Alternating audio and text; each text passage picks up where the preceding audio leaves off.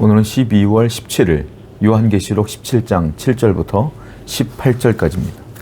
8절 말씀 보겠습니다. 네가 본 짐승은 전에 있었다가 지금은 없으나 장차 무저갱으로부터 올라와 멸망으로 들어갈 자니 땅에 사는 자들로서 창세 이후로 그 이름이 생명책에 기록되지 못한 자들이 이전에 있었다가 지금은 없으나 장차 나올 짐승을 보고 놀랍게 여기리라. 요한은 땅에 올라온 그 짐승들의 출처를 천사로부터 듣게 되는데요. 그 천사가 뭐라고 말하냐면 짐승은 어디서부터 하냐면 무저갱으로부터 올라온 것이다 라고 말하고 있어요. 무저갱은 땅속 깊은 곳입니다. 거기서부터 올라왔다라는 거예요. 근데 그 무저갱은 어떤 곳이냐면 사탄의 본거지입니다. 사탄이 있는 곳이 무저갱이란 말이에요. 그런데 그 무저갱에서 사탄의 하수인들이 올라온 거예요. 그 짐승들이 올라와서 땅을 대적하고 땅에 저주를 퍼붓고 사람들을 죽이고 핍박하는 장면들을 보게 되는 것이죠. 사탄의 본거지에서 올라온 거예요. 자, 우리는 성도는 그러면 우리의 본거지는 어디겠어요? 우리는 무저갱이 아니잖아요. 성도의 본거지는 어디입니까? 하늘아버지죠. 아버지로부터 은혜를 받은 자가 성도예요. 우리의 본거지는 하늘이에요. 아버지예요. 하나님께서 우리에게 주신 은혜를 힘입어 성도가 된 거니까요. 그러면 사탄의 본거지와 성도의 본거지는 전혀 다른데 이게 문제가 뭐냐면 말세가 될수록 사탄에 속한 사람인지 하나님께 속한 사람인지를 구별하기가 어렵다라는 거예요. 말세일수록. 여러분들 길거리 가다가 보면 이단인지 성도인지 어떻게 구별할 수 있겠어요? 잘 구별이 안 됩니다.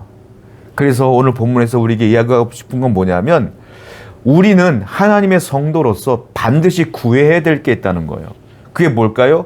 분별력입니다. 분별력을 구하지 못하면 우리가 악한 마귀에 끌려갈 수밖에 없고 속을 수밖에 없고 유혹당할 수밖에 없기 때문에 그 분별력을 구하라 이거예요. 누가 하나님의 백성인지 저 사람이 믿음의 사람인지 아닌지를 구별할 수 있는 분별력이 있어야 되는데 이 분별력도 은사란 말이에요. 사람이 공부한다고 되어지는 게 아니에요. 이건 하늘로부터 오는 거예요. 하나님께 기도하셔야 돼요. 늘 우리가 기도해야 될 제목 중에 하나가 이 분별력이라는 사실을 기억하셔야 됩니다. 저도요, 매일 아침 기도할 때마다 이 분별력을 달라고 기도합니다. 근데 이 분별력이라는 게 분별력이 왔어 라고 느껴지는 게 아니에요. 어떻게 되냐면 누군가와 대화를 하거나 누군가와 이런저런 이야기를 하다 보면 이 안에 있는 성령께서 탁 느낌을 주셔요.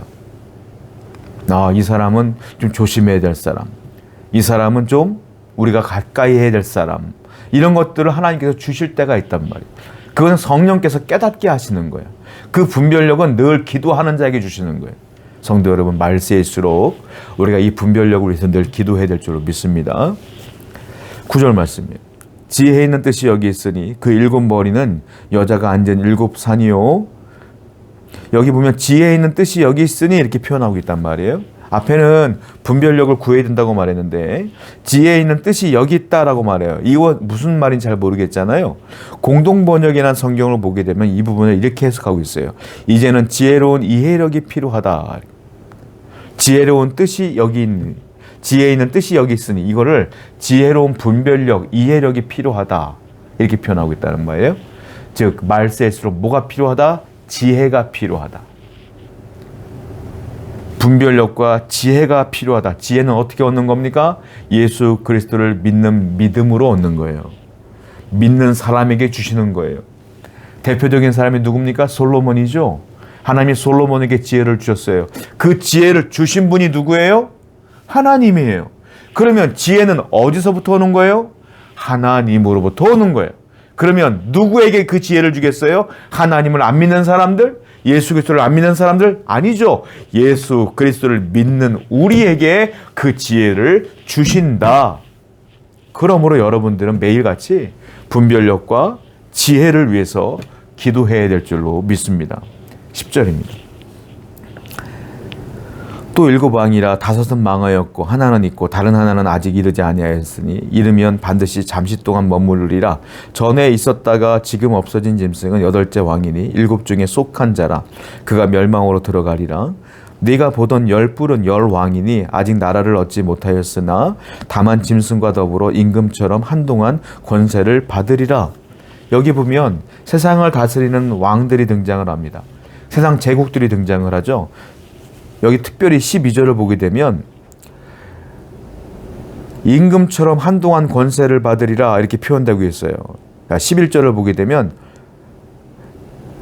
이 여인에 대한 얘기를 나오는데요. 마치 자기가 세상의 통치자인 것처럼 이 세상의 모든 제국들을 통치하는 것처럼 날뛴다.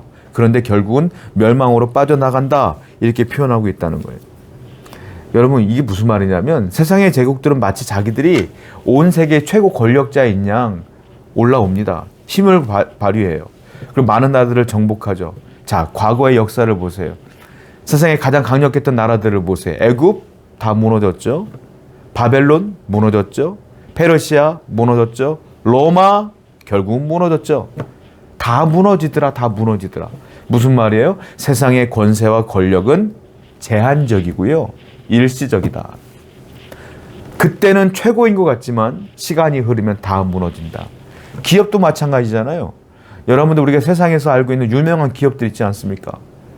대단했던 기업들, 쓰러지지 않을 것 같은 그 기업들 있잖아요. 다 무너졌어요. 기억해 보십시오. 일본의 무수한 기업들, 그리고 서양에 있는 수많은 기업들, 얼마나 많은 기업들이 무너졌습니까? 영원할 것 같았던 그 기업들이 다 무너졌던 것들을 보지 않습니까? 우리나라만 해도 그렇잖아요. 대단했던 기업들도 다 무너졌잖아요. 세상의 것들은 결국 뭐다? 일시적이다. 제한적이다. 한계가 있다. 그런데도 많은 사람들은 세상에 소망을 두고 살아요. 영원히 무너지지 않는 소망이 있죠. 어디겠습니까? 하늘입니다. 하나님께 있어요. 그 하나님을 바라보며 저 천국을 소망하며 사는 것이 성도의 삶이 아니겠느냐라고 오늘 본문은 이야기하고 있다는 거죠. 14절입니다.